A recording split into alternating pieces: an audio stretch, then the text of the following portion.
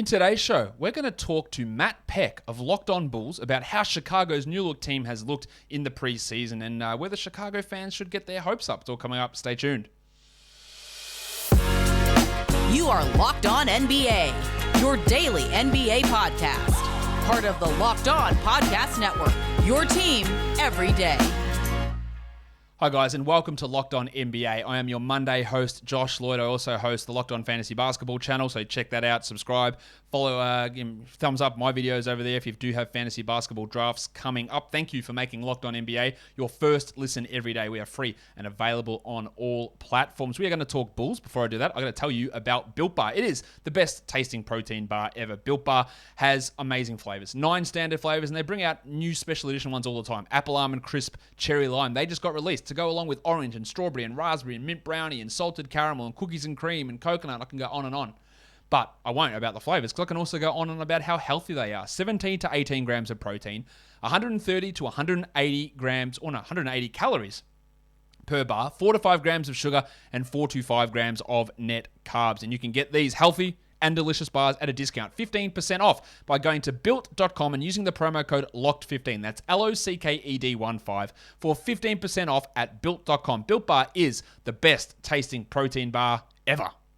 All right, so let's bring him in now. The host, or one of the hosts of the Locked On Bulls podcast, Matt Peck, is here. Matt, Chicago Bulls, have you printed up your NBA Champions 2022 t-shirts yet after their preseason showing? I have not yet, Josh. Thanks for having me, man.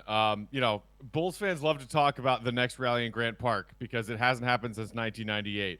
We're not planning a Grant Park rally yet, but I think Bulls fans feel pretty good about what we've seen through, yes, grain of salt, 2 preseason games against the Cavs, who are going to be bad, and a Pelicans team that was resting all of their key players. But that's something that the Bulls haven't even been able to do in recent seasons. My co-host, Big Dave, calls it bum slaying. That's what you saw in the first 2 Bulls preseason games. They were slaying bums. And, I know people were worried about fit with DeMar and Zach LaVine. For a couple of preseason games, it looks like that's not really a worry at all. Yeah, they've looked great. Now, you said that Bulls fans aren't planning that parade. I reckon I know of a couple who might be planning for a 7th title already. There might be a few of those out there who may not have been planning for that 7th title for the last 15 years. But that's beside the point. Now, that fit is interesting because they've looked great. I think Lonzo Ball has looked excellent fitting in. Alex Caruso has been great. But in terms of, we worried, who's going to get the ball? How does Vooch and LaVine and DeRozan, who has the ball? So how has that looked? How has that offensive hierarchy looked so far through the preseason? Who is distributing? Who's taking a backseat? Who's becoming that number one guy?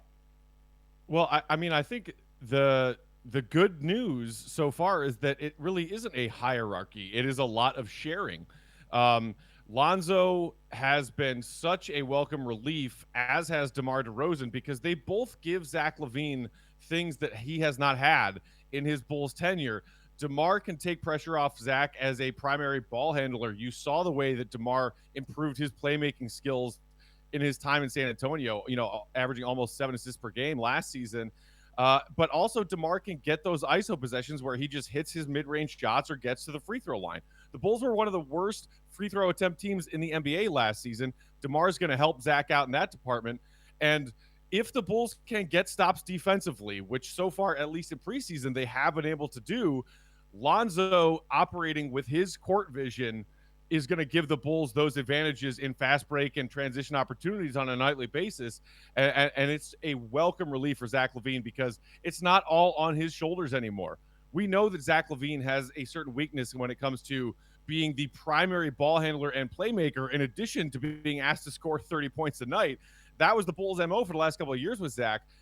DeMar and Lonzo both offer him such welcome relief. And as far as the hierarchy, their preseason opener, DeMar, Vooch, and Zach all had either 13 or 14 shots apiece.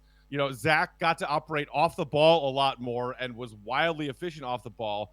I think Zach LaVine's one of the happiest people on the planet right now, man. Yeah, because when he has the ball in his hands, sometimes there is some questionable decision-making with turnovers and just, what he needs to do with distribution. But now he doesn't need to do that. He needs to cut, needs to get into the right spots and get him the ball at the right time, which, again, DeRozan and Lonzo will be able to do. And that's looked great so far. Now, I think some people, or most people, looked at it and went, okay, the offense, we'll figure it out. We'll figure out how these guys fit. But defensively, DeRozan's a gigantic target defensively. Vooch has been a target at times. He's not a great rim protector. He's okay, but he's not great. Levine has had plenty of moments where you just go, what are you doing out there on the defensive end?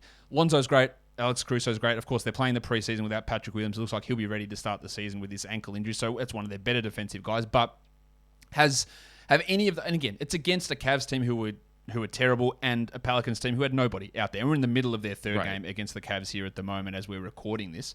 So has there been any worry? Have you seen anything where you go, ooh, that wasn't good defensively? Because we can say, oh, they look great defensively, but we know the level of opposition. But I guess the more telling thing is, against these bad teams, has there been anything where you've gone, yeah, that's not looking good, and I hate to see when they go up against Brooklyn or Milwaukee? Right. And that's a fair point, Josh, because I think Bulls fans so far have been pleasantly surprised by how good the defense looks. But again, it's against a Cavs team that has a lot to figure out.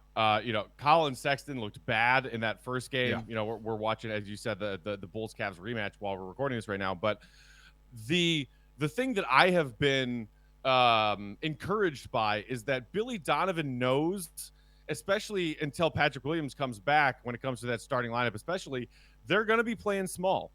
But Billy Donovan has experience playing with 3-guard lineups. He did it a lot in OKC. He likes to do that.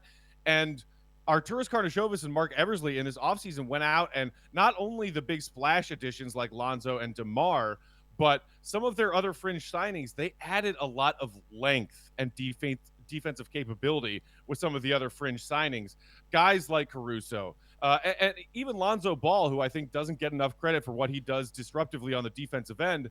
And that leads to helping out Vooch. Because we all know that Vooch is going to be a 20-10 monster for you on the offensive end every night. But what he has shown us so far in these preseason games is that Lonzo and Caruso's point of attack defense, which was a serious weakness for this Bulls team last season, is better in a way that when the Bulls play that drop coverage, Vooch's defensive deficiencies are less exposed. When you have capable point of attack defenders, perimeter defenders that are capable, it makes it easier on Vooch. So, hopefully Patrick comes back before the season starts and you get his defense back. But in the meantime, yes, the Bulls are giving up some size, but the activity on the defensive end and the length of all of those guys, Alize Johnson, active on the glass on both ends. Javonte Green, who has surprisingly gotten the spot start in the spot of Patrick Williams. The guy's 6'4", and he plays like he's 7 feet tall. So I'm encouraged, and Billy Donovan actually led this Bulls team to a 12th overall finish in defensive rating last season in the NBA.